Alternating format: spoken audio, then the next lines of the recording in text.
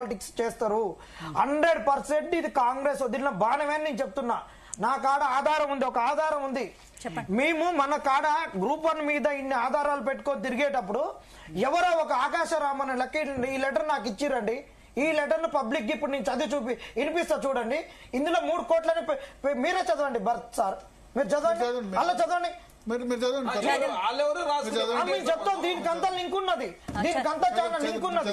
చూడండి, తెలంగాణ నిరుద్యోగులకు మీడియా మిత్రులకు ముఖ్యమైన సమాచారం. ఇటీవల జరిగిన టీజీపీఎస్సీ గ్రూప్ 1 మెయిన్స్ పరీక్షల్లో ప్రశ్న పత్రాలు లీక్ అవ్వడం జరిగింది. అక్టోబర్ 21వ తేదీ సోమవారం మొదటి పరీక్ష ఇంగ్లీష్. కానీ నా మిత్రుడు అక్టోబర్ 19వ తేదీన ఇంగ్లీష్ పరీక్ష పేపర్ ను నాకు చూపించడం జరిగింది. మొదట నేను నమ్మలేదు, కానీ అక్టోబర్ 21వ తేదీన పరీక్ష పేపర్ చూసి కంగు తిన్నాను. అదే పేపర్ 2 రోజుల ముందు చూడడం, అదే పేపర్ రావడం, అప్పుడు అర్థమైంది టీజీపీఎస్సీ గ్రూప్ 1 మెయిన్స్ ప్రశ్న పత్రాలు లీక్ అయ్యాయని తెలిసింది. ఇంగ్లీష్ పేపర్ తర్వాత నా మిత్రుడు నన్ను కూడా ప్రశ్న పత్రాలు కొనమని చెప్పాడు. దీనికోసం 3 కోట్ల రూపాయలు కావాలని అడిగారు. నేను ఒప్పుకోలేదు, కానీ వాళ్ళు గ్రూప్ మాత్రం డబ్బులు ఖర్చు చేసి ఇన్ని ప్రశ్న పత్రాలు కొన్నారు. ఈ కుంభకోణంలో టీజీపీఎస్సీ ప్రభుత్వం పెద్దల హస్తం ఉంది. నాకు తెలిసిన మిత్రుడు 506.5 మార్కులు పొంది ఒక హాల్ టికెట్ నెంబర్ ఇచ్చారు, మల్టీ జోన్ 2. ఇది ఇలా చాలా మంది ముందే ప్రశ్న పత్రాలు కొని 500 పైన మార్కులు టాప్ ర్యాంకులు తెచ్చుకున్నారు. ఇక్కడ మీరు చెప్పిన దానిలో ప్రశ్న పత్రాలు ముందే కొంటే ఇప్పుడు మొత్తం హైకోర్టు జడ్జిమెంట్ ఇచ్చిన తర్వాత బదులు అదే రోజు బయట పెడతాయి. అదే మేము చెప్తున్నాం సార్. ఇది ఎట్లుంటది సార్ అంటే, వీళ్ళు ఇది మాకు ఇచ్చిర్రు, ఇయ్యగాని ఇది నేను వచ్చి కనుక బయటికి ఇదే ప్రెస్ మీట్, ఇది ఇప్పుడు నేను రాసింది కాదు కదా, వాళ్ళు వచ్చింది కదా, యాన్యువల్ పెట్టి ఇచ్చారు కదా. నా హాస్టల్ పక్కన ఒక ఐరన్ బాక్స్ షాప్ ఉంటే ఆ షాప్ లో ఇచ్చేసి నాకు ఫోన్ చేసి నాకు లెటర్ వచ్చింది, ఇచ్చిన అన్న తీసుకోండి అంటే లెటర్ తీసుకున్నాను. ఇదే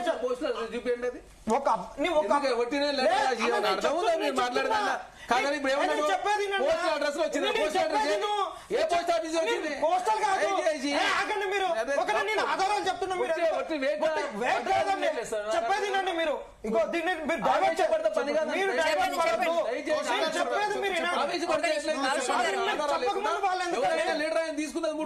మీరు చెప్పేది నేను దానికి ఒక కాదు చెప్తున్నాం. చెప్పండి నేను చెప్తాను.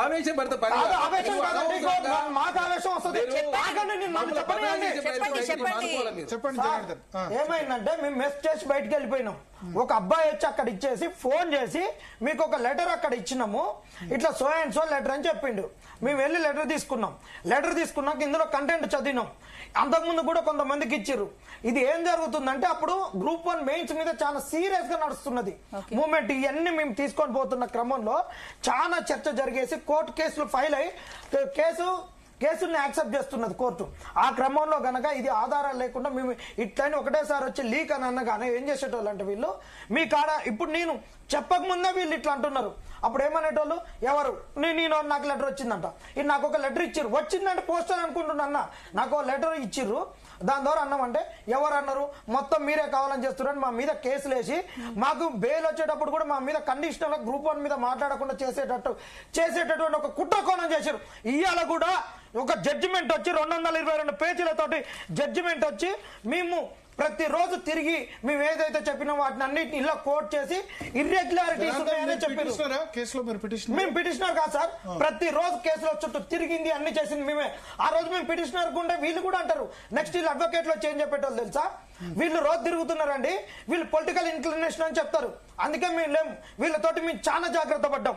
ఇప్పుడు ఇంత మంచి జడ్జిమెంట్ వచ్చినాక ఇలా ఇన్ని ఇర్రెగ్యులారిటీస్ జరిగినాయి, ఇంటిగ్రిటీ లేదని చెప్పి వాళ్ళు రాసినాక దీనిని ప్రతి ఊర్లోకి ప్రతి నిరుద్యోగ చర్చ పోకుండా, జీవో 29 మీద చర్చ జరగకుండా, ఇంకా కేసు అనేటటువంటి ఒక మొదటి దశలో విన్ అయినాం. ఇంకా జీవో 29 సంబంధించినటువంటి అంశాలు అలానే ఉన్నాయి. జీవో 29 సుప్రీంకోర్టులో అడ్మిట్ అవుతుంది, జీవో 29 స్ట్రక్ డౌన్ అవుతుంది, నోటిఫికేషన్ రద్దు అవుతుంది, మళ్ళా ప్రిలిమ్స్ నుంచి పెట్టాల్సిన పరిస్థితి వస్తుంది. కాబట్టి వీళ్ళు ప్రతి దశలో కూడా ఒక దొంగల్ని వదిలి ఆ దొంగల ద్వారా చేస్తారు. ఆ దొంగలు ఎవరు అంటున్నారో మీరు చెప్పండి. ఏ నాడన్నా మేము మీడియాలో చెప్పాలి. ఇప్పుడు నేను ఒక మాట, మీ దగ్గర కాంక్రీట్ ఎవిడెన్స్ ఉంటే, ఇప్పుడు ఈ లెటర్ మీరు అన్నారు కదా, ఇది ఎగ్జామ్ జరిగిన మరుసటి రోజు చెప్తే గనక సాంక్టిటీ ఉండదు. మరి అందుకే కదా సార్, ఇప్పుడు బీఆర్ఎస్ హయాంలో లీకేజ్ జరిగిందంటే ఎగ్జామ్ కాకముందే అది బయటపడింది. కరెక్ట్ గా సార్ మీరు అన్నది. ఇప్పుడు మొత్తం ప్రాసెస్ అయిన తర్వాత మీ అభ్యర్థుల దాంట్లో స్టూడియోలో డిబేట్ జరిగినా గానీ ఎప్పుడన్నా అమ్ముకున్నారు ఇదని మేము చెప్పినామా? మేము చెప్పలే. ఎప్పుడు వచ్చింది లెటర్? ఇది మార్చిలోనే వచ్చి ఇచ్చారు సార్. మార్చి 10కే వీళ్ళు ఇచ్చారు రిజల్ట్, మార్చి 30కే ఇచ్చారు. తీవ్రంగా జరుగుతున్నప్పుడు ఇది 100% ఈ రోజు చామల కిరణ్ కుమార్ రెడ్డి గారు మీ తల్లిదండ్రులతో మీటింగ్ పెడతారంటారు, ఇలా మీటింగ్ పెడతారు. కాంగ్రెస్ వాళ్ళకి సంబంధం లేదంటారు. ఇదంతా తప్పుదో పట్టేయడానికి కాంగ్రెస్ వాళ్ళు చేస్తున్నటువంటి కుట్ర. కాంగ్రెస్ కుట్రలో భాగం ఈ జడ్జిమెంట్ ను ఆగం చేయాలా, పిల్లల్ని ఆగం పట్టేయాలని వీళ్ళు చేస్తున్నారు. ఇన్ని ఎవిడెన్స్లతో మీరు చెప్పండి. ఈ రోజు ఏంటండి, ఇగో మేము చెప్తున్నాం, అసలు మీరు 1:1 ఇవ్వడమే పెద్ద తప్పు. ఎందుకు గ్రూప్ 2లో 1:3 ఇస్తారు, 3 లిస్టులు పిలుస్తారు. గ్రూప్ 3లో 1:3 అని పిలుస్తారు, గ్రూప్ 4లో 1:3 పిలుస్తారు. గ్రూప్ 1లో 1:1 ఎందుకు ఇచ్చారు వీళ్ళు? 1:1 ఎందుకు ఇచ్చారు? నెక్స్ట్ పోతే డబుల్ హాల్ టికెట్స్ ఎందుకు ఇచ్చారు? కోటి ఉమెన్స్ కాలేజీలో జరిగిందానికి వీళ్ళు చెప్పినటువంటిది ఏంది?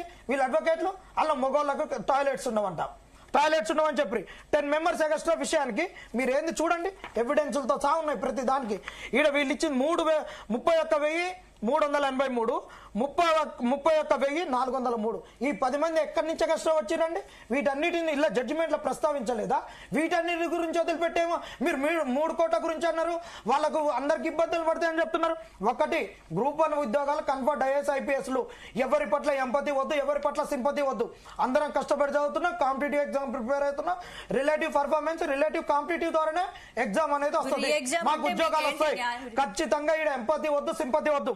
మీరు చేయాల్సినటువంటి తప్పిదాలను మీరు చేసి మీరు 29 జీవో తెచ్చిరు, అది ప్రభుత్వ తప్పిదము, GAD ద్వారా వచ్చింది. మిగతా పబ్లిక్ సర్వీస్ కమిషన్ తప్పు చేసింది. పబ్లిక్ సర్వీస్ కమిషన్ ఒక్కడ తెలుగు మీడియం ప్రామాణికం కాదంటది, ఒక్కడ తెలుగు మీడియం ప్రామాణికం అని చెప్పుద్ది.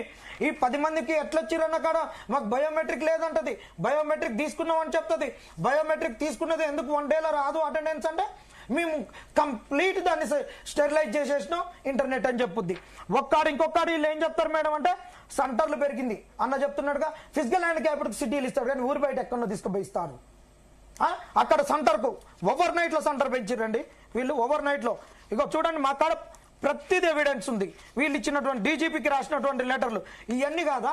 వీటన్నిటి గురించి మాట్లాడి, వీటన్నిటి గురించి కోర్టు మొట్టికాయలేసింది. ఇక్కడైనా తప్పు జరిగింది, 29 జీవో రద్దు అవుతుంది, మళ్ళా ప్రిలిమ్స్ పోతుంది. జరిగిన తప్పును సవరించుకోమని చెప్తున్నాం. ఎప్పటి నుంచైనా మీ ప్రభుత్వానికి అదే చెప్తున్నాం.